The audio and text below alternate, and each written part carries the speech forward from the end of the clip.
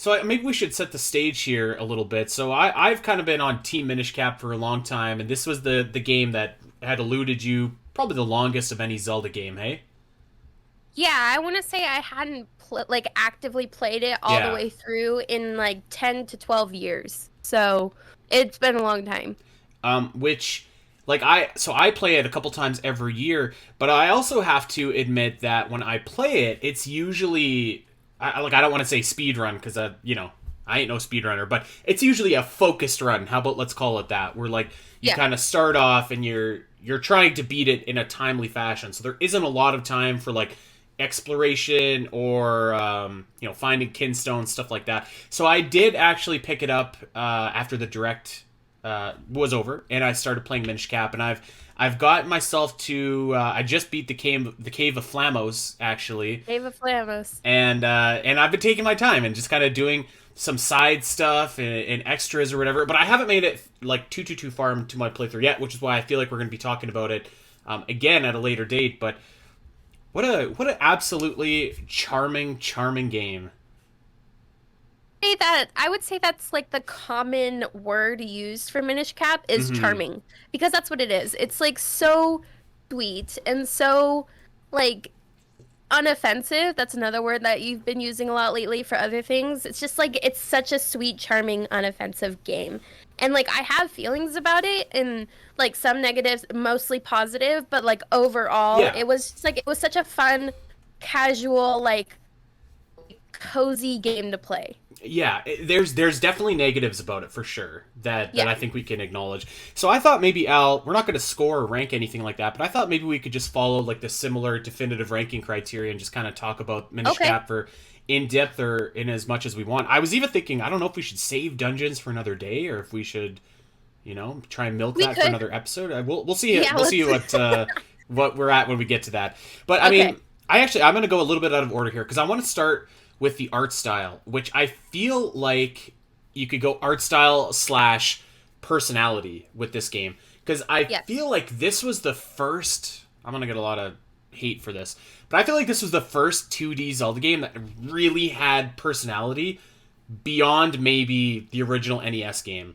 And I'm not saying that it's the first good 2D Zelda. I'm certainly not saying that. But what I mean by that is like I feel like in my opinion, people are throwing up listening to this. I can tell, but like, I just feel like Zelda 2, A Link to the Past, the Oracles, Link's Awakening, they all look very similar. I guess Zelda 2 doesn't look similar to those games, but like especially like the top down Zelda games, like they all look similar. They play similar. Like they're very like indistinguishable from a just a pure visual level in a lot of ways. And again, I love those games and I love the look of all those games. But I do think where Minish Cap really excels is it's just like it's so much brighter. Like like the sprites have a little bit more going on. There's a little bit more shape to them. Like you know what I mean? Like when you see like the sprites in like Link to the Past or Oracles, it's like the same basic sprite with like slight variation to it.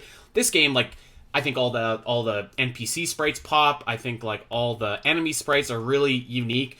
It really is kind of like a melding of 2D and 3D in a very nice way. And it's a real shame that like it really there hasn't been a game since I guess maybe Link's Awakening 2019, but there hasn't been a game since that's kind of really nailed that like aesthetic to me that the way that Minish Cap has. And I think that in and of itself, even if Minish Cap was a bad game, which it's not, but I think that like really would have set it apart and giving it like a personality and charm unto itself. So I think that's like a super big important part of this game for me. Yeah, I can understand that. I feel like A Link to the Past was kind of the first game, the first I guess 2D top down whatever style game that Yeah. that had like the pop figure, the or factor I should say, and like did start to show personality to the Zelda series. But I think that Minish Cap took that and then took it to another level. I think the art style is very sweet. It's Hmm. very like vibrant, like you said, colorful, and really makes you pay attention to different characters and enemies. I feel like at least with the Link to the Past, you pay attention to the enemies, but maybe not like the NPCs very much. Whereas Minish Cap, you definitely do. And that's more incorporated with the rest of the game that we'll talk about, like gameplay, etc. But definitely the art style gave a lot of personality to that game, and I want to say that a lot of it too was, I want to say the majority of Minish Cap, not just the art style, was them taking a lot of the past games and like taking the best of them and using them in Minish Cap. Yes, 100%. So, yeah. So I guess I would say like about Link to the Past, like yes, that did kind of create a new, like that's certainly what the Oracles are based off of. Link's Awakening is based off of. I guess like the thing that I'm trying to say about A Link to the Past and why Minish Cap speaks to me a little bit more is I always kind of felt A Link to the Past was a bit formal, a bit okay. I don't know, stuffy almost in the way that it presented its world and characters, and I don't know.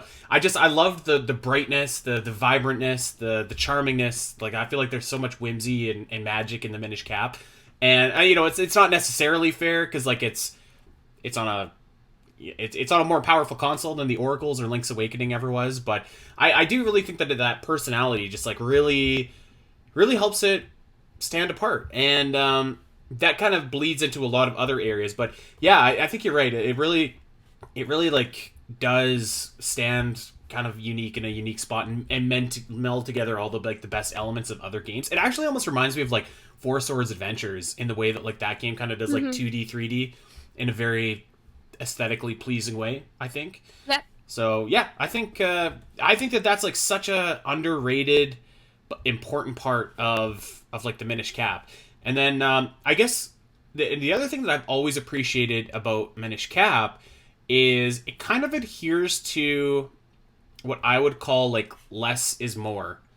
You know what I mean? Like I think both in terms of the dungeons, which we can either save to or do later, but also in terms of like the world. Like I feel like again it's just like less is more. Like the world is no bigger than it needs to be. Everything's compact. Everything has a reason. Everything is just like there, but it still feels extremely fun, and it feels like there's like a world within a world as well because of all like the Minish stuff. So I really appreciate that about like the setting of Minish Cap as well, where it's like a focused, tight adventure, which I really like. I agree with that. I really appreciated that the map was not like overwhelming. It definitely had like all its special areas, especially in relation to the dungeons. But like, for example, like if you're just playing it casually and you're going around and getting all the kinstones and stuff, it like yes, the kinstones are overwhelming, but the world helped it not be so like just exaggerated because you could be like, okay, maybe I need to go back. I'm so sorry, I'm not gonna get any of the names right for any of these places, but maybe you can go back to like the mountain or the Minish Woods and be like, I need to double check that I've talked to everybody to see if I have fuse kinstones with everybody, because that was something that I did a lot. And if the world had been bigger, I think that would have made it like a lot more stressful of a thing. Than it's a very tedious thing, the kinstones, even though I like it, and I'll say more about that later, but I think it would have made it like just a lot more stressful if the world was bigger. Yes, especially because, as we'll talk about later, like there's no real great way to keep track. To track. Right. Yeah. So like imagine like Breath of the Wild with no way to track your side quest status. Like that would be a nightmare. So I do appreciate how like, how just focused and compact and just to the point the overworld is, which I guess kind of bleeds into like the pacing and progression too. Like I feel like maybe it's because I play this game like a lot. But I do really feel like this game starts off hot. You get going into the action like right away. You get into the first dungeon like right away.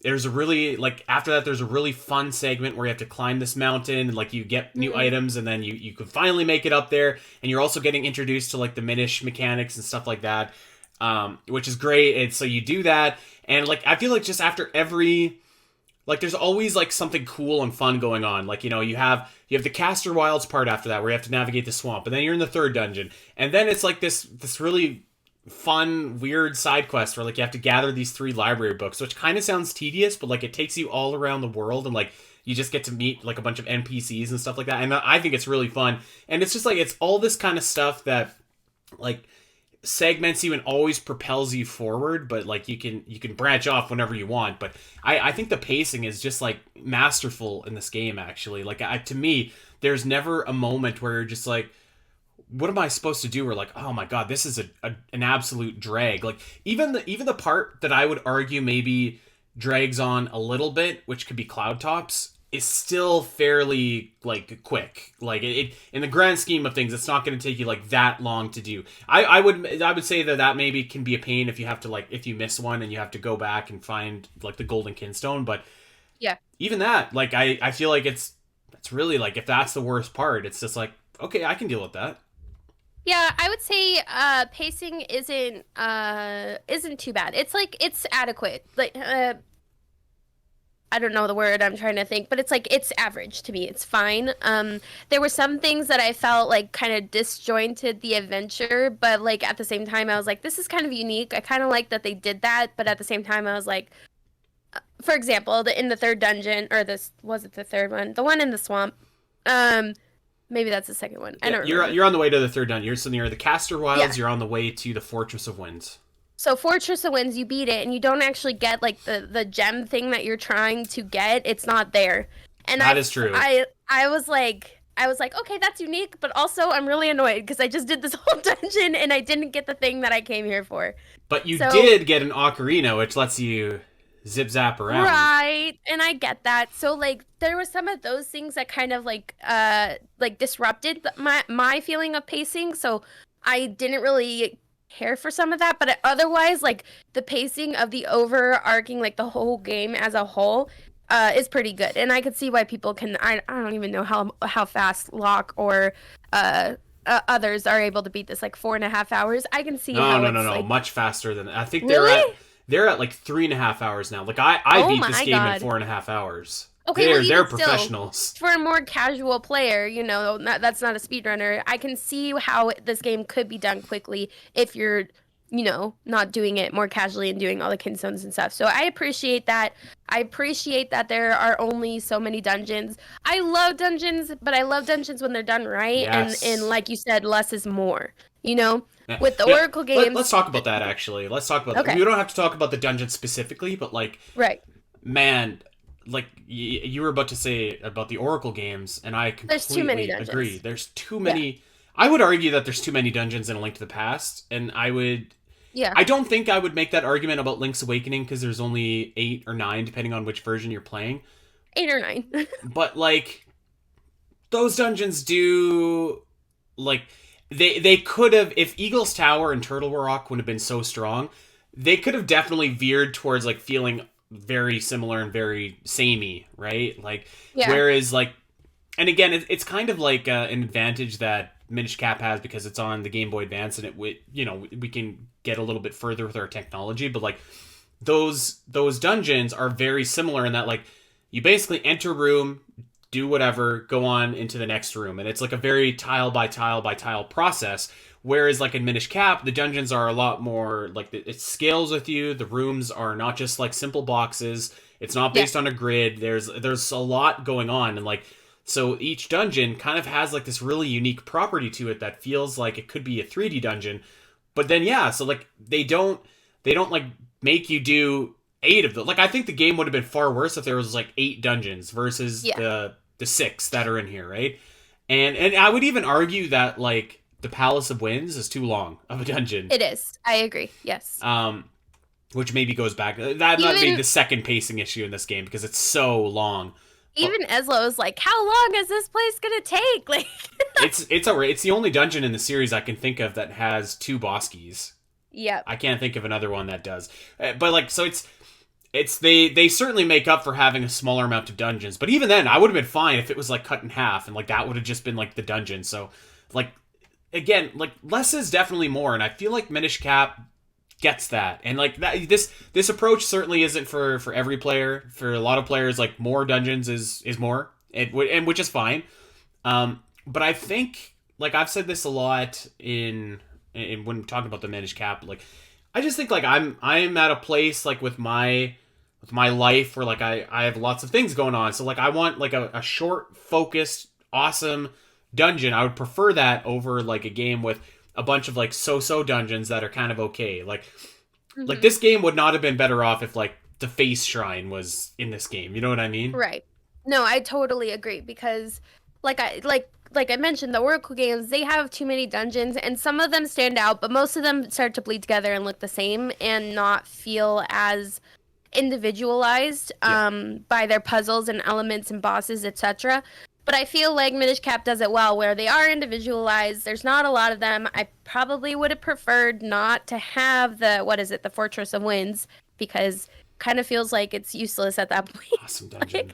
Great dungeon. It was a fun dungeon, but I was just like, that's so annoying. Now I have to go do another dungeon to get the same item that I was trying to get here. So I just felt a little frustrated by that. But overall, like, it doesn't have a lot of dungeons, and the dungeons are either great or, you know, they're fine enough that I'm like, I don't feel like this is too much of a chore, except maybe the Palace of Winds was a little bit of a chore. That was a long dungeon. Yeah. Especially if you are playing it like I play it at the marathon, where like you don't really have time to go get all like the upgrades from Swiftblade, those dark nuts without anything. Ugh. Yeah, I did find that because I do remember watching people at the marathon struggle with the dark nuts, but since I had like that massive spin attack, I was like, this is easy, you know? Well, it's kind of like playing Twilight Princess. Like the dark nuts of Twilight Princess, if you have all the hidden skills, are no problem. But like without any of that, it's just kind of it's a little bit dicey sometimes. And I feel like that applies to Minish Cap, especially because there's like rooms where you're fighting two of them at the same time, and it's like. You also probably only have like 10 bombs if you're doing it that fast as well, so it's kind of like I didn't know you could use bombs on them. I never did. So that's one of my go-tos is you throw a bomb at it, it'll stun the Dark Knight and you can slash it while he's all, you know, how does stunned. That go? That's how it goes. Let's talk. Hey everyone! If you enjoyed this clip and want to see more of the Zelda Cast, make sure to head over to your favorite podcast platform of choice and subscribe. There are over 200 episodes in the vault that will provide you with hundreds of hours of Zelda content for you to enjoy. You can listen to us when you're on a walk, fighting Ganon, trying to sleep, whatever. And if you want to see these shows as they happen, make sure to head over to twitch.tv/the Zelda Cast, where you can watch our beautiful faces talk about Zelda every single week. Don't miss out, and we'll see you next time.